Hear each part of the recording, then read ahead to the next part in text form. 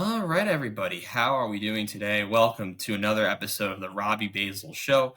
Today is episode number 56. It is December 4th, 2023. Appreciate you guys for tuning in to today's episode. A lot to break down from the Premier League to the Euros draw that happened on, I think, Saturday or very recently.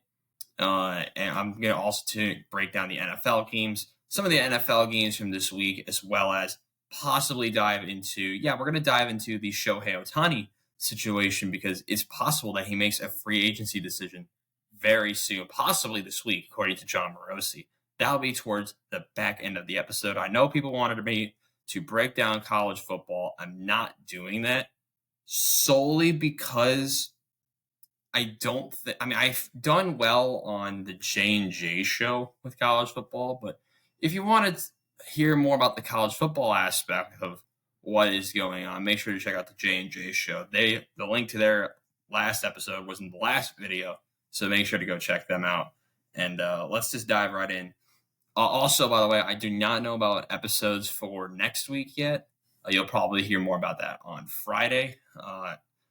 School's coming to an end and I have finals and stuff. So probably going to focus more on finals. There's a very likely chance that there's either one or no episode next week.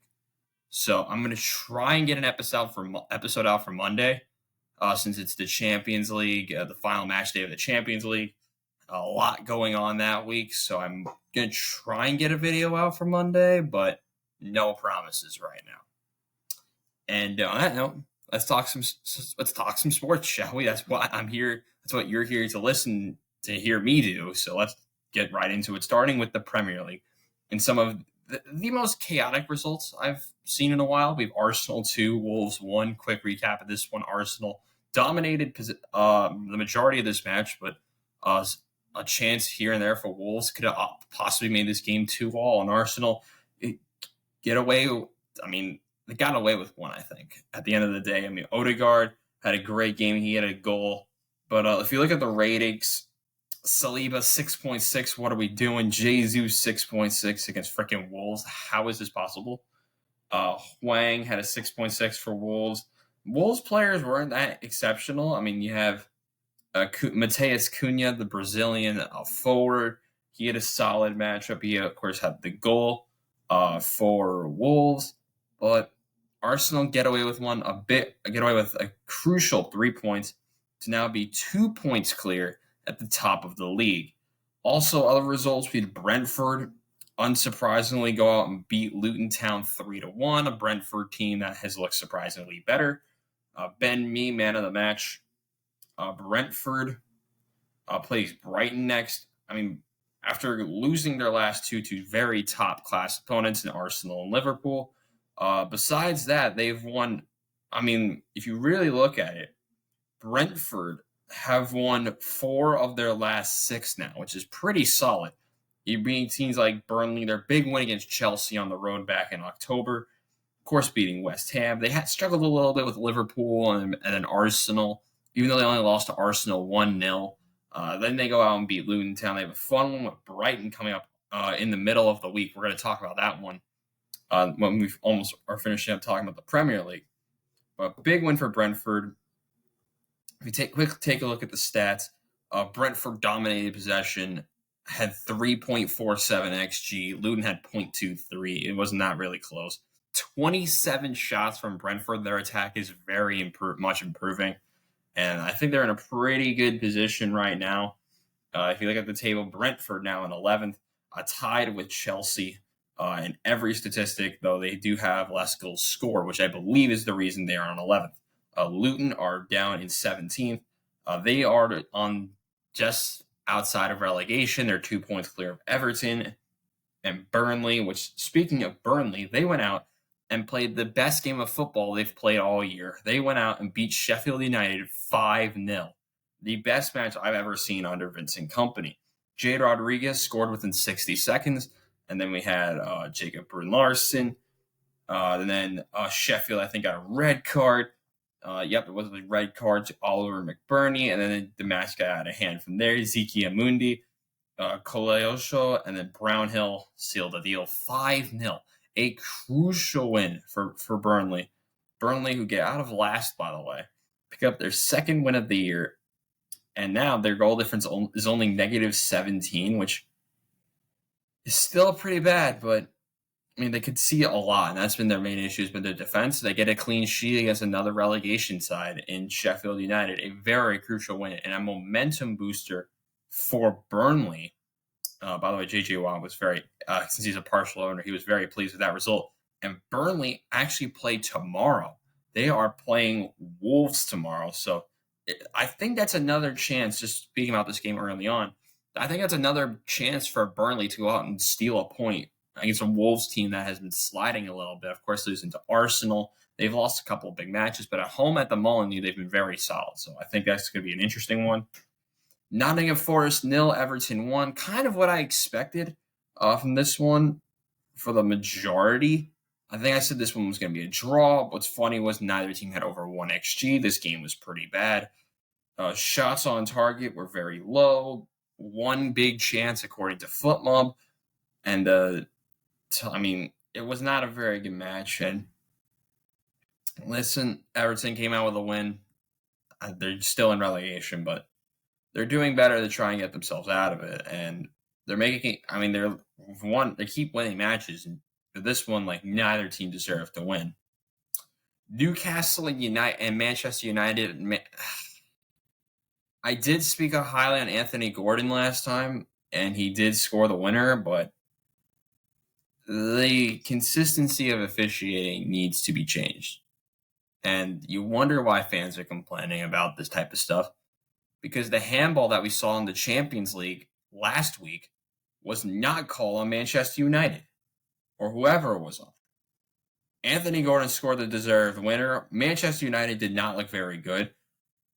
United got outshot 22-8. They got ran off the field. Newcastle 2.5 XG. They just couldn't finish anything. And Newcastle get a well-deserving 3 points against Manchester United to put Newcastle into 6th. Actually, I think keep them in 6th. And Manchester United is in 7th, 2 points clear of Brighton, who we're going to talk about in a moment. And Newcastle, listen, they can score goals. That's well proven there. I think they're tied for third most goals in the league. They're tied with Liverpool. They're only behind Aston Villa and, of course, Manchester City. So, that's the big thing with Newcastle. They're able to score goals when they really need to. Last year, we did not see them score many goals. It's a lot of 1-goal wins for Newcastle. But now, they've changed a little bit. And 8-2-4, that's not bad for Newcastle so far, especially with losing Tonali. That's the big thing for me. And that's a question I think a lot of people are going to have is, what will this team be looking like with Sandro Tonali, who's currently suspended? I guess we'll never know. To Sunday's matchup, Aston Villa dropped points away to Bournemouth. I called this one. Bailey and a late equalizer from Ollie Watkins, who continues to be very solid. But Semenyo and then Dominic Solanke got the go-ahead goal. And then, of course, Watkins equalized later on. Leon Bailey scoring for Aston Villa. 2-2 draw, kind of what you expected. There was a goal ruled also out for Aston Villa due to an offside for Diego Carlos. But Ollie Watkins, goal and assist, he's been a phenomenal player for Aston Villa. And Villa, who are now who I believe stay in 4th, getting a well-deserving draw. It's a well-deserved draw for Bournemouth, because if you look at the stats, Bournemouth have more XG but less possession. Bournemouth had 2.02 XG, Aston Villa 0.68. So technically, Bournemouth got kind of screwed. But listen, Bournemouth, they played a solid match and got a well-deserving draw. Chelsea 3, Brighton 2. This game was ridiculous. We'll start with Enzo Fernandez scoring, then Levi Colwill scored, then Buonanotte scored, making it more interesting. Then Conor Gallagher just gets sent off like an idiot to make it very intriguing. And then later on in the match, Enzo scores again. A penalty in the 65th minute to put them up 3-1. A brace for Enzo Fernandez. Of course, João Pedro scored later on, but a brace from Enzo Fernandez gets Chelsea a massive 3 points to put them in, as mentioned, in 10th. Brighton are sliding. Despite scoring 30 goals, they've conceded 26. Their defending has been very, poor this season. If you want to know teams who have conceded more than them, well, let's take a look at it. You have all lower half teams. Bournemouth, who have conceded 30, Burnley, and Sheffield. That's the only teams that have conceded more. If you want to know a team that's had the same amount of goals conceded, you got to look at a team like a Fulham. So, listen, the defense is concerning to me for Brighton. I mean, their attack has been solid. They've scored 30, and that's the only reason they're here. It's weird for me to say this right now, that they have a positive goal difference and are in 8th. I mean, Manchester United have a -1 goal difference, yet are in 7th. And it's also weird that Manchester United, by the way, I forgot to mention this earlier, have not drawn a game yet. It's been 14 matches. They have 16 goals scored and 17 goals against. How have they not drawn games is wild to me. But back to Brighton. The struggle continues for them. And for the Seagulls, I mean, I projected them to finish in 10th because, you wouldn't expect, what you expected from them last season. But really, they haven't lost a game since October 21st, and that was against City. If you look at their results before that, they were unbeaten, I think, in 8 straight. 7 straight. They beat Athens. They beat Forest. They drew Sheffield United. That's pretty bad. Then you go out and beat Ajax. You draw Everton, which is awful. You draw Fulham. And you beat Ajax. But the last time they've won a league match before Nottingham, I think, was it Bournemouth? Yeah. Brighton struggled to win games in the league. And it's concerning. As of recently, I mean, you want to tie in their last 2 league wins was September 24th. And then after that, it's almost 2 months. But the thing with Brighton is they don't lose. So when you can't win, at least they get a point out of most of their matches. And that's why Brighton's even in this situation. But Chelsea get a big win over the Seagulls. And then we have Liverpool barely beat Fulham. According to the eye test, 4th, Liverpool 4, Fulham 3. Leno had the own goal. Then McAllister scored. Wilson had a goal as well for Fulham. Tete equalized to make it 2-2. Then Reed scored for Fulham, and then this is when the chaos began. Endo scored, and then a minute later, it's Trent in the 88th minute to give Liverpool all 3 points and put them in 2nd behind Arsenal. I mean, what a weird match. You would not expect a Liverpool team to struggle against Fulham. Oh, wait a minute, they struggled against Luton a couple weeks ago. If you remember that from a couple episodes ago, I was going into how Liverpool struggled in some of these matches. But, I mean, earlier in that week, they beat Lask, drew City. But, they haven't, other than the loss with Toulouse, they didn't lose a game through October, November, not including the Toulouse match. So, and if you want to talk about them at home this year, how many home losses do they have? I think it's 0. I think they're unbeaten at home. They are. So Liverpool, who are unbeaten at home, you have to expect them to go out there and get a result. And granted, they scraped by it, but they went out and got a result. 4-3 win over Fulham. It was chaos, just what you'd want on a Premier League Sunday morning. West Ham won, Crystal Palace won. I also thought this would be the result. Kudus and Nedvard scored. Very boring match. I don't think much to talk about here. If you look at the stats, XG was very low. 18 combined total shots, not all inspiring. And then we have this. Man City 3, Tottenham 3. The late winner equalizer from Kulusevski. Son had an own goal after he scored in the 6th minute. He had an own goal in the 9th. Then Foden scored, and then you thought it was over. Then Giovanni Lo Celso scored. Then Jack Grealish, and then, of course, Kulusevski, Dejan Kulusevski sourced the equalizer in the 90th minute on a header, and Tottenham scraped out of it with a point. I mean, did they deserve it? Let's look at the numbers. Did they deserve it? Absolutely not. 2.57 XG for Man City, 0.46 for Tottenham. That is bad. That is really bad.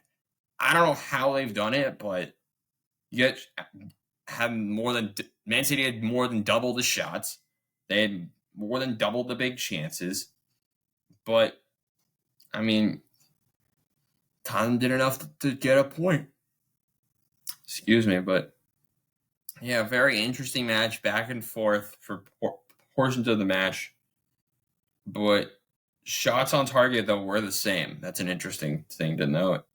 Man City also had 2 shots hit the woodwork, but the ones that I find interesting, shots inside the box. I never really looked at this number. Man City inside the box shots 15, Tottenham 3.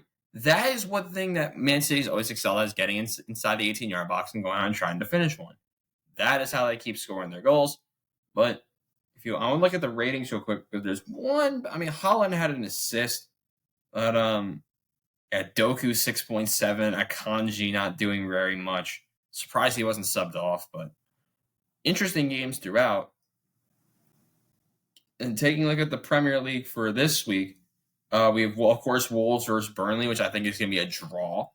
And then Arsenal, who I think are going to struggle, but eventually beat Luton on Tuesday. Not really much to go into that one. Wednesday, we have Premier League games galore, and let's talk about some of them. I'm going to only talk about the big ones because I'm running a little bit long on this. Starting off, we're going to go with Brighton and Brentford at 2:30. I think that's going to be a very fun match. Going to go back and forth all the way. I think Brighton, who are in, I think, must-win now mode already, have a fun one against Brentford. I think it's going to be a draw, though. The Bees have been able to score but concede a lot. Both of these teams, so I think it's going to be a high-score one. Give me a 2-all draw.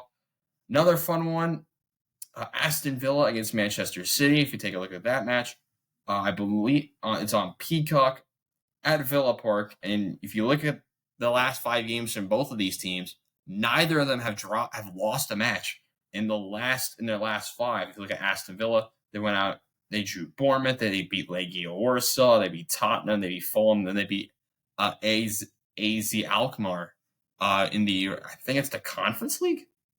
What tournament is this? You see, this is when you don't know enough about Aston Villa.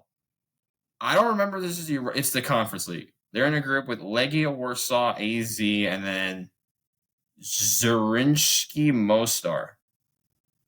Let me know if I butchered that in the comments. But Aston Villa playing in a match at home against City. I think City are going to be it's going to be a run for their money, and I think Aston Villa are going to get a draw out of this. A very interesting stretch for Aston Villa. They get City, and then they get Arsenal on the weekend. And then the final major match to watch out for, we have Manchester United, Chelsea. I think Chelsea win this one. They've been very decent on the road. But I very well think United can go out and get a result. If you look at Chelsea on the road, I think they've been actually pretty decent. I mean, they've gone out, they've beat Tottenham on the road. How many road losses do they have? I mean, it's weird is some of their matches, I think they have like 2 road losses all year. They haven't been on the road much. But in a match like this with Manchester United, a team that struggles to score, I think Enzo Fernandez is going to have a very good match again. But I'm interested to see how Manchester United look. They have not looked good recently, especially in those midweek matches. Underestimating your opponent, going out making lousy mistakes. The list goes on and on for them, and I think this is going to be another struggle one. Give me Chelsea 1, Manchester United 0. And on that note, we also have games on Thursday. My mistake. We have Everton, Newcastle. I think Newcastle, it's either going to be a win for Newcastle or a draw. That's on Thursday. And then we have Tottenham, West Ham, which I think is going to be a thriller. James Matt, there is so many possible results that this can be.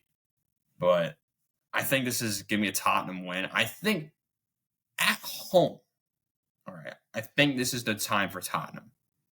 I think they're going to win this one by a score of 1-0.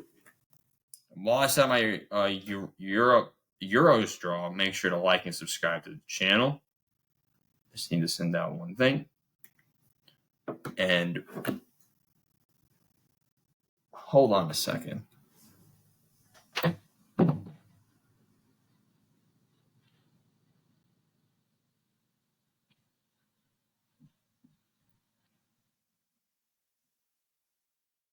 forget in this situation, chat, that people can hear you from outside your window.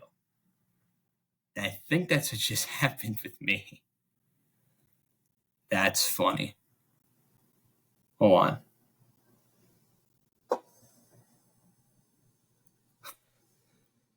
Yeah, that has happened before, but yeah, to the Euros, the infamous Euros, and one of my favorite things to talk about was the draw. Now, before we go to the Euros, we have the FA Cup draw. Excuse me, we have the FA Cup draw because we sticking with the England theme. Might as well go to that next. My bad on that one.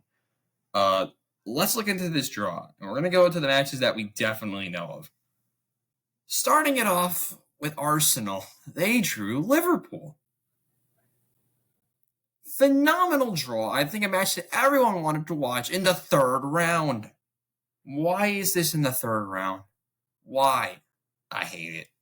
But why couldn't we have gone like Bolton or like Preston North End, Eastleigh? Why freaking Liverpool? That should be the final. The top two teams in the Prem going head-to-head in the FA Cup in January.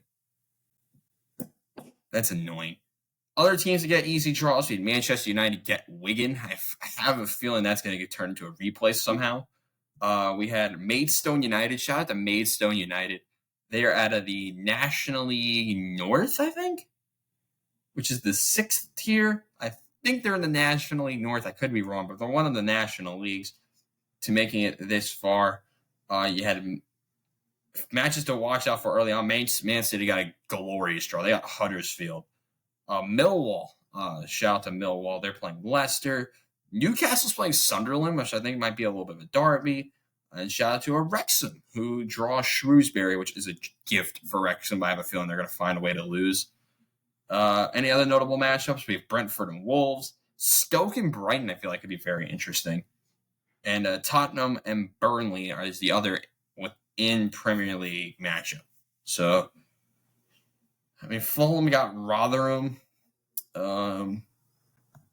Gillingham drew Sheffield United in this round. Luton got Bolton, which is a good draw for Luton because if they got anyone more difficult, they would have probably lost.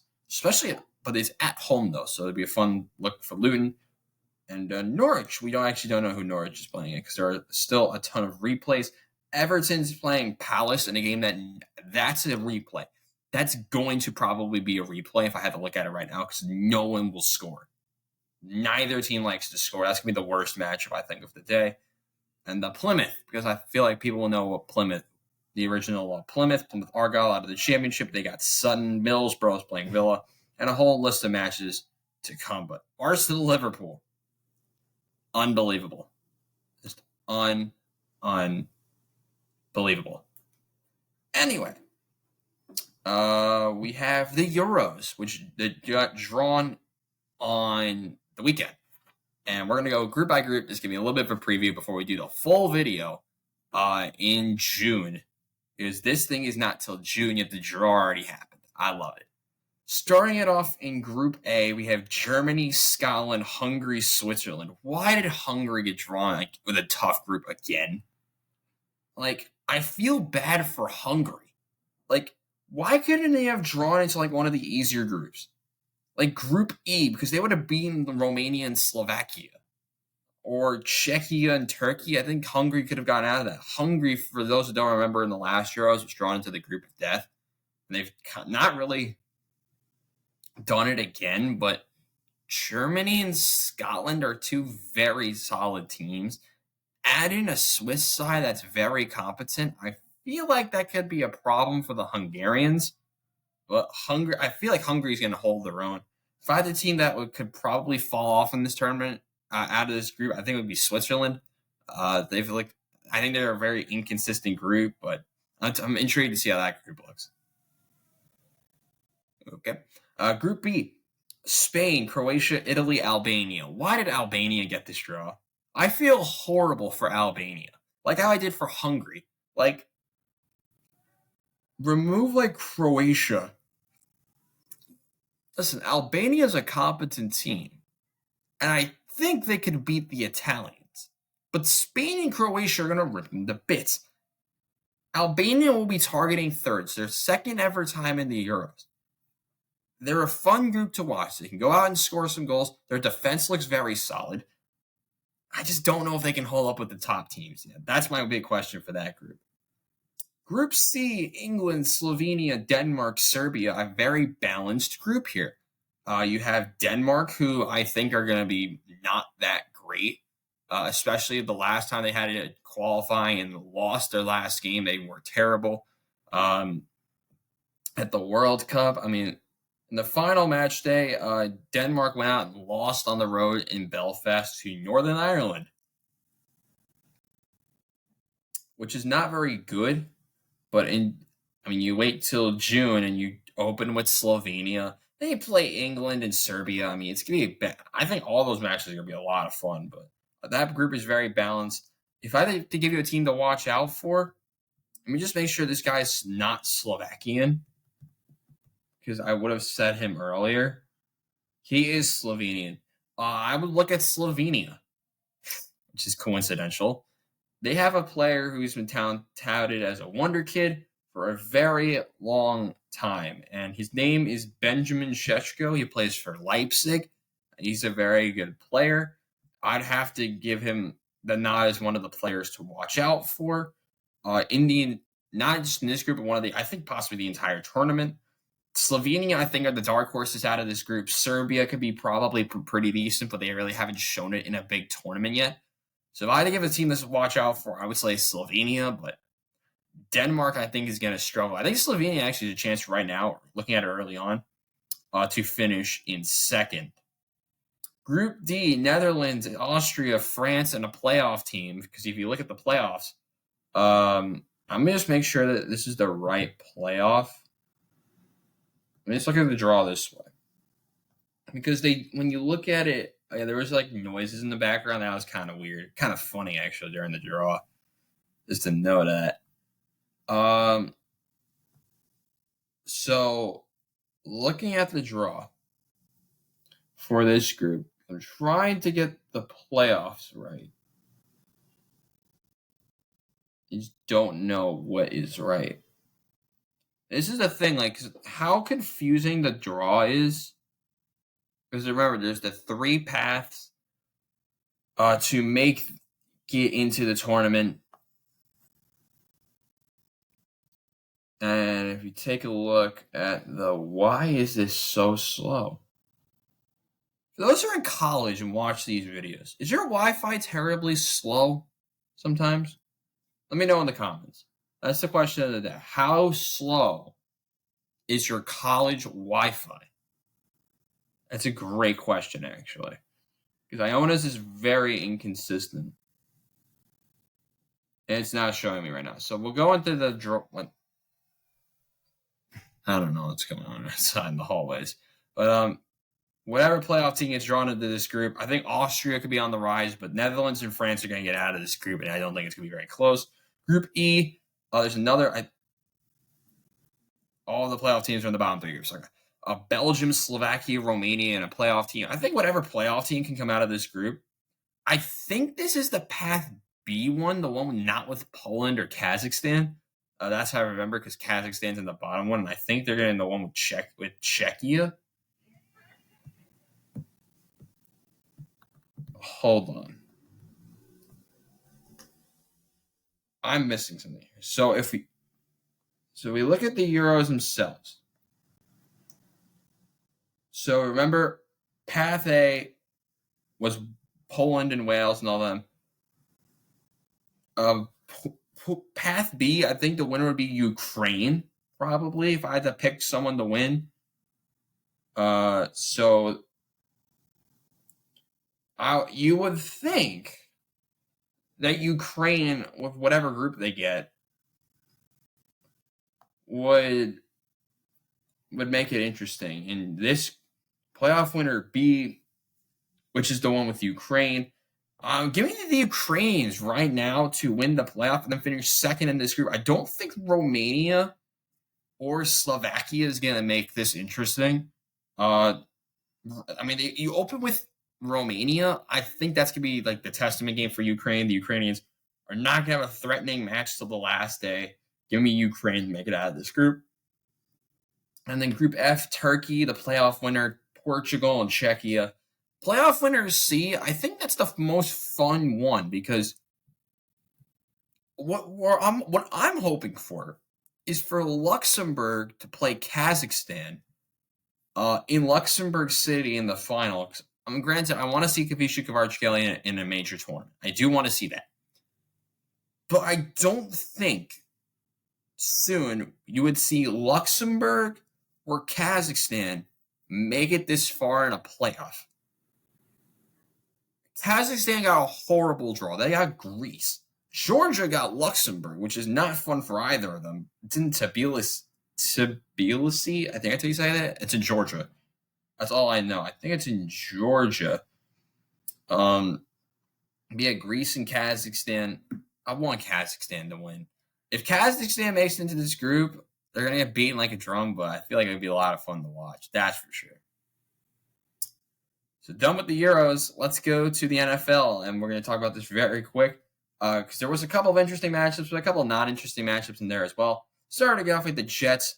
Play a very non-eventful game against the Falcons. There's not much to talk about here. The Falcons got away with one. The Texans beat the Broncos in a game I did call. The Texans played a great game, 22-17 win.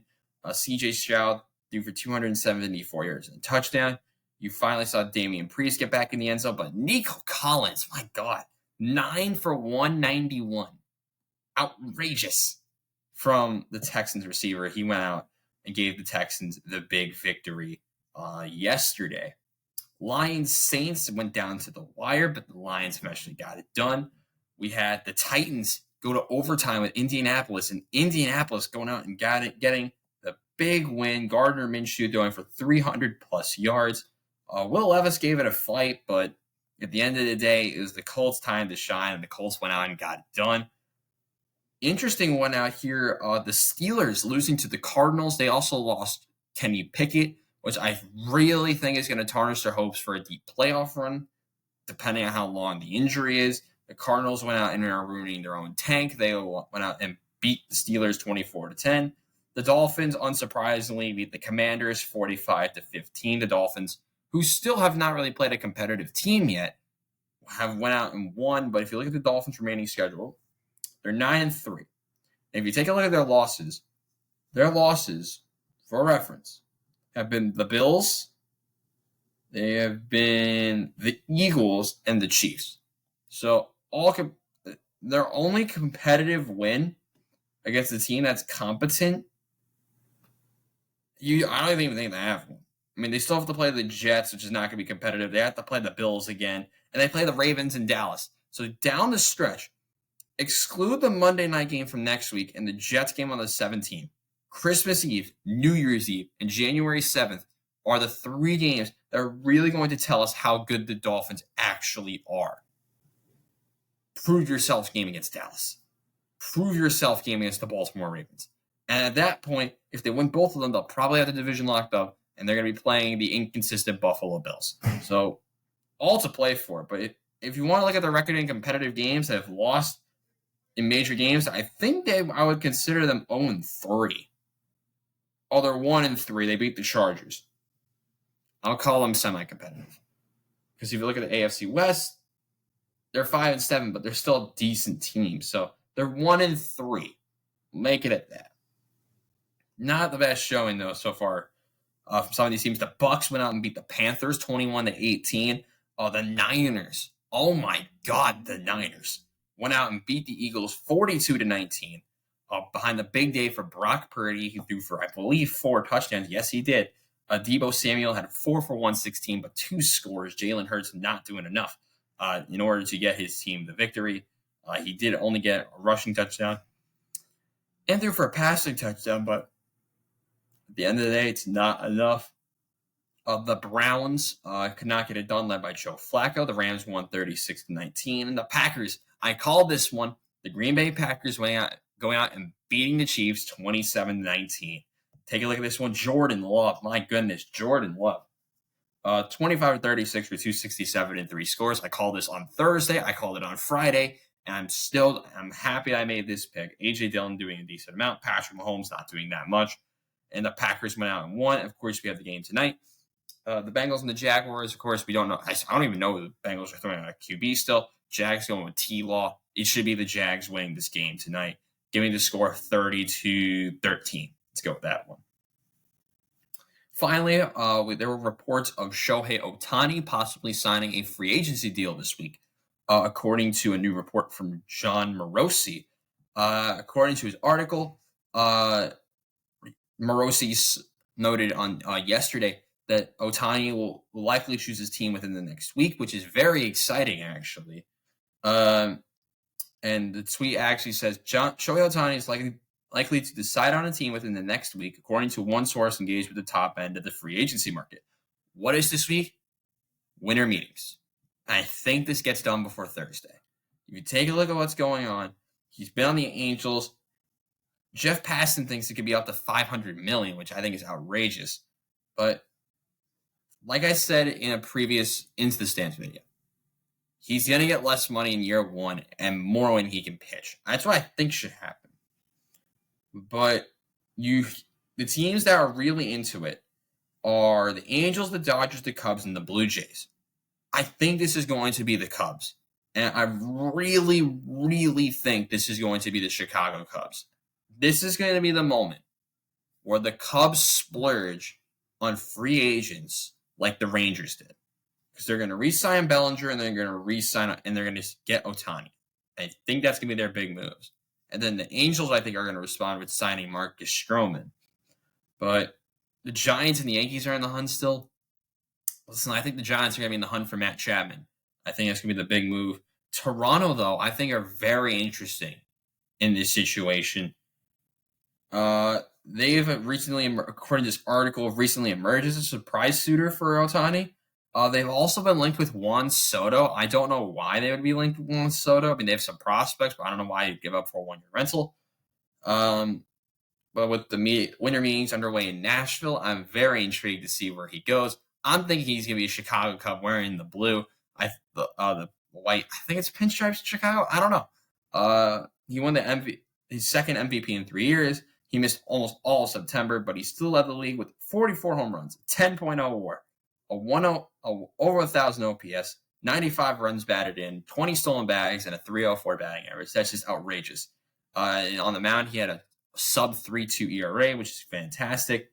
What Ohtani brings to the table is something different and something we may never see again. So I'm going to not be surprised if teams go out and throw the full kitchen sink at him. I'm very intrigued to see how it looks.